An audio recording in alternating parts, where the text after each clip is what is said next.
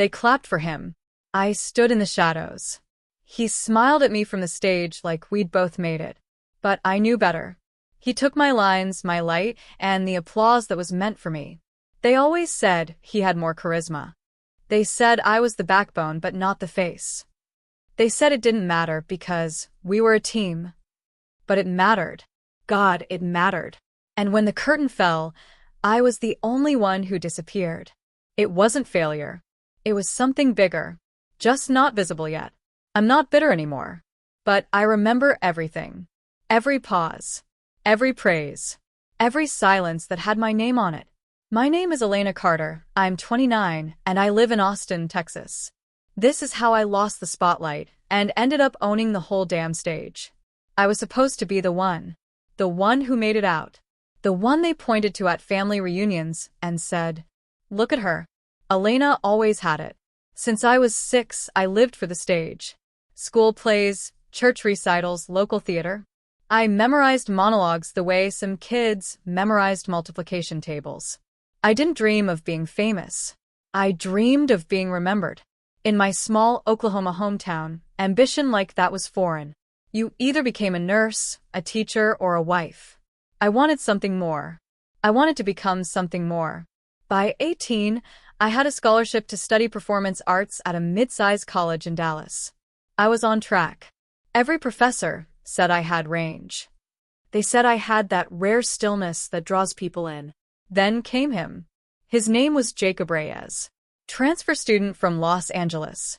Older. Taller. That kind of voice that seemed to hum even when he wasn't talking. He walked in like he was already famous. We were cast opposite each other in a streetcar named Desire. The chemistry on stage was undeniable, and everyone noticed. We became friends. Then roommates. Then creative partners. That's what we called ourselves. Creative partners. But something shifted during our second year.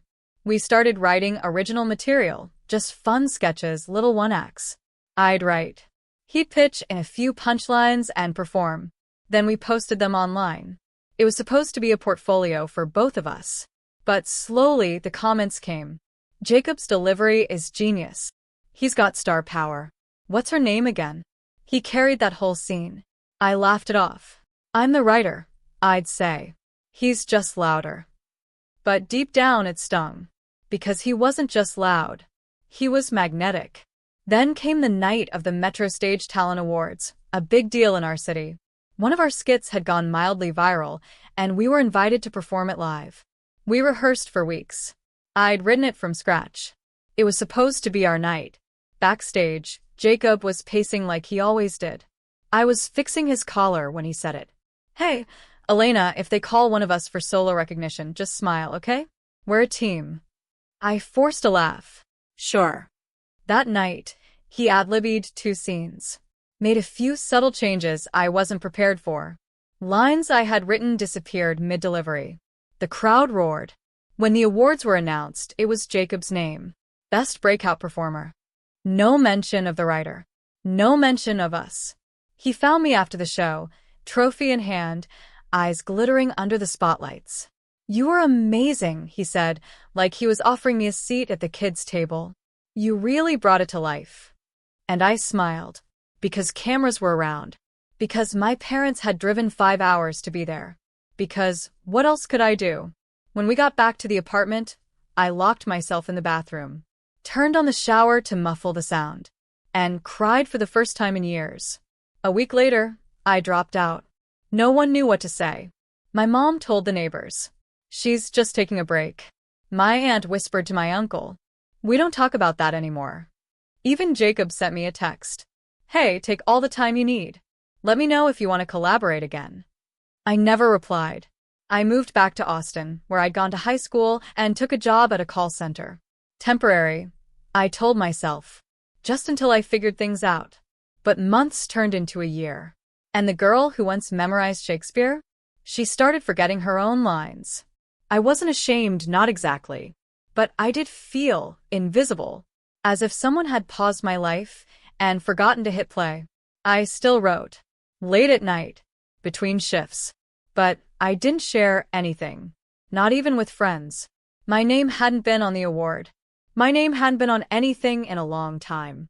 And quietly, the world moved on. Jacob landed a small agent, booked a national ad, started using phrases like my team and next project. I watched from the sidelines. Nobody knew I had built the stage he stood on. But I wasn't ready to come back. Not yet. The truth? I didn't know who I was without the spotlight. And when it was gone, I started wondering if I'd ever deserved it in the first place. People say rock bottom is loud. Mine was silent. No crash. No scream. Just quiet. Like the end of a scene where no one claps. I started over. But no one noticed. When you disappear from your own story, it's strange how the world doesn't notice. No headlines. No big exit. Just a quiet slipping into the background. The call center job was simple. Scripted conversations. 5-minute deadlines. People yelling about bills, disconnects, late fees. I wasn't Elena the performer anymore. I was E. Carter on the call logs. But there was something oddly comforting about being unseen. Like I could exhale without anyone watching. A few months in, I started bringing a notebook to work. During breaks, I'd scribble fragments, lines of dialogue, character sketches, jokes.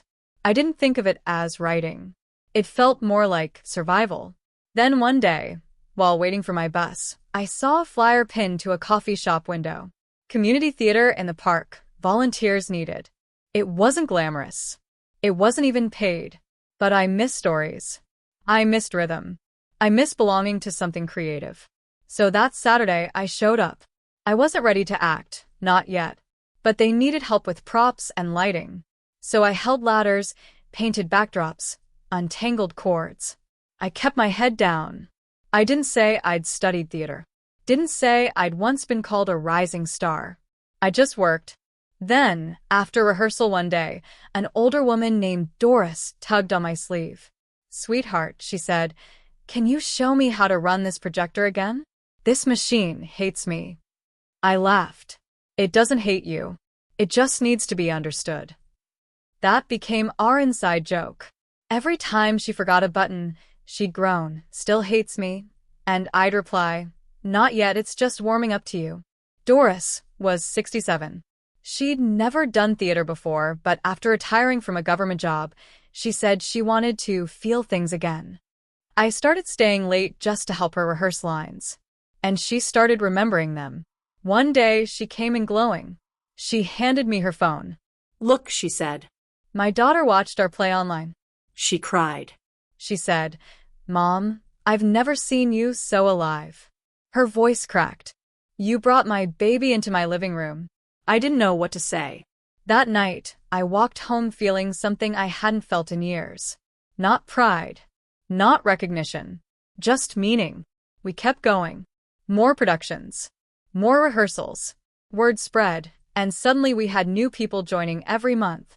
Veterans. Nurses. Grandparents. Teenagers with speech issues. People who just wanted to feel human again. And somehow, I became the unofficial director behind the scenes. I wasn't on stage, but I was building it, shaping stories, guiding scenes, and that felt holy. One day, a shy 14-year-old boy named Noah came to our group. He had a stutter and barely made eye contact. We gave him one line. Just one. He practiced it for 3 weeks. At the performance, he stepped forward, took a deep breath, and said it, clear as day. The crowd clapped. He ran to me after. "Did you hear it?" he asked. I didn't mess up. I nodded, throat tight. "You nailed it, Noah." Moments like that, they didn't make headlines. But they mattered. I began recording behind-the-scenes videos, short clips of rehearsals, bloopers, transformations. I called the series Everyday Curtain Calls. I posted them anonymously on YouTube under the name Stagekind. Views were slow at first. 23 here, 57 there. But then one clip of Doris finally remembering her entire monologue hit 10,000 views in a week. People in the comments wrote things like, "I'm sobbing. This is what art is supposed to be. I used to act in high school. Watching this brought me back. Please post more. This healed something in me." So I did. I started documenting each of our productions, never showing my face, just spotlighting the people who reminded me why I loved storytelling in the first place. It wasn't glamorous. We rehearsed in church basements. Our lights flickered. We borrowed costumes from donation bins. But every laugh, every line, every tear was real. One day, during cleanup, Doris turned to me and said, "You're doing something sacred here, Elena. Not loud, but sacred." That stuck with me, because for the first time in forever, I didn't miss the spotlight. I wasn't waiting for someone to introduce me, validate me, or clap for me. I had become the person who gave others their moment, and that felt bigger than any applause. By year 2, Stagekind had grown beyond anything I expected. We were no longer just a weekend group in a local park. We had 4 rotating casts across 2 counties. Our YouTube channel crossed 30,000 subscribers. We launched a digital workshop series for small-town theaters across the country. We even got featured in a small arts blog, Theater for the People, they called it. We weren't making money, not really, but we were building something with heart, something that made people show up every single week. I partnered with public libraries and senior centers to bring theater to spaces that had none. We had over 1,200 attendees across our workshops in just 6 months. I designed a script toolkit that helped volunteers build their own plays in under 3 weeks. It was downloaded in all 50 states. Our newsletter had a 78% open rate. That's higher than some Fortune 500 companies. People started sending in videos of their community stages inspired by ours. Places I'd never been. Names I didn't recognize. But they all ended with, "Thank you, Stagekind." And yet, my family didn't ask about any of it. I'd send my mom links. No reply. I'd post a short film on Facebook. A few likes. No comments. At Thanksgiving, my cousin asked, "So, you still doing that community thing?" And my aunt chimed in. She's always been the free spirit. They said it like it was a nice way of saying directionless. Once, my brother Marcus, a financial analyst in Boston, called to check in. I told him about a new partnership we'd landed with a local arts council. His reply? Teaching old folks to click buttons? Real noble work. When you get tired of all that feel-good stuff, let me know.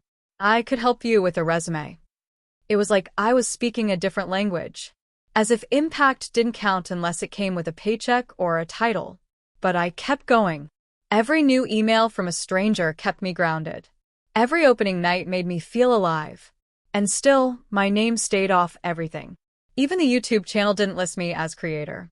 Not because I was hiding, but because I wanted the work to speak louder than the person behind it. Sometimes, though, I'd catch a glimpse of Jacob online. He was on TV now, guest roles, minor commercials. Still performing.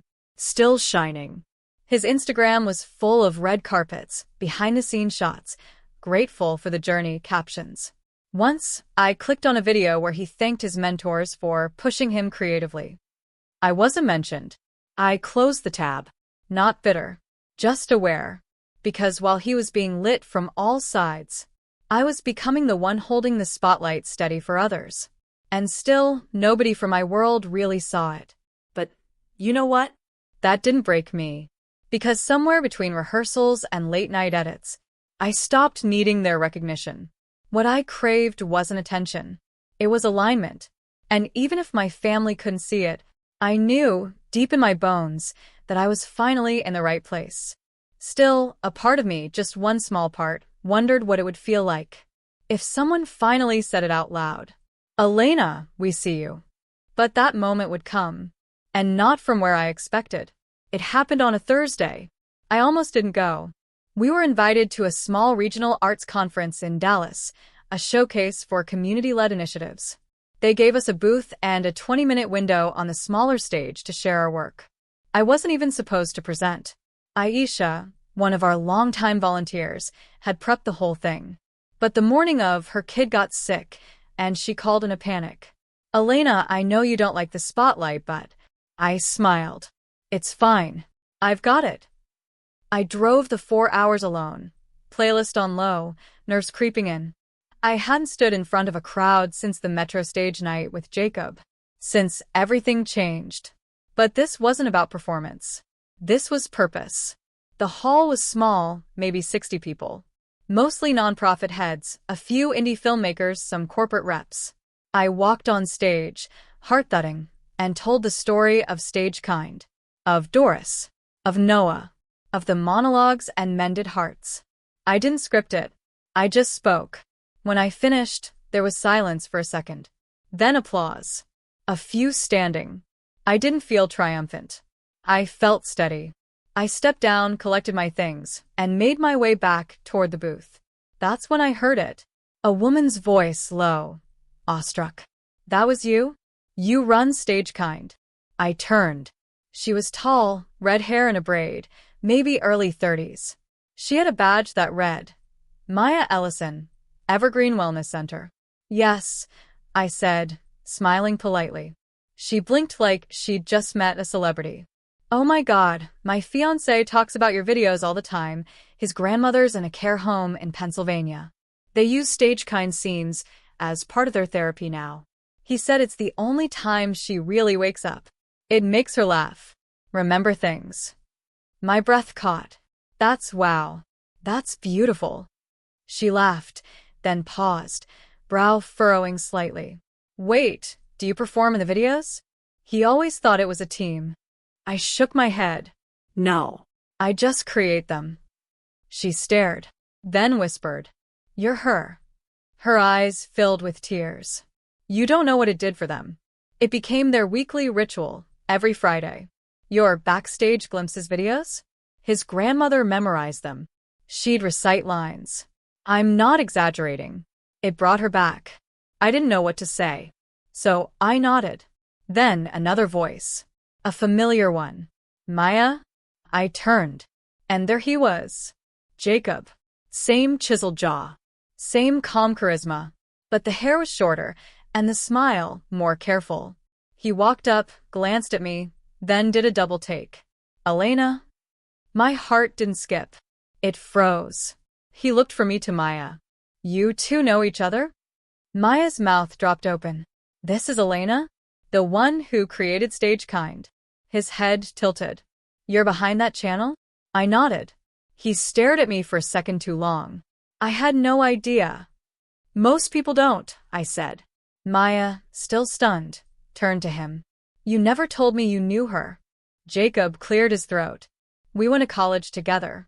She was the real talent. It was the first time I'd heard him say that. He looked at me. Something softer in his eyes. I mean that. I nodded once. He stepped forward, lowering his voice. I've seen the videos. I didn't know it was you. But they're incredible. I forced a half smile. Thanks. Maya looked between us. You two should do a reunion video or something. People would love that. I laughed, a little too sharply. I think I've outgrown partnerships. She raised an eyebrow. Ooh, story there? Jacob chuckled. Yeah, more than one. We chatted for another minute or two, but my chest felt tight. I needed air. I excused myself, walked to the far end of the hallway, and stood by a vending machine. I didn't cry. I didn't shake.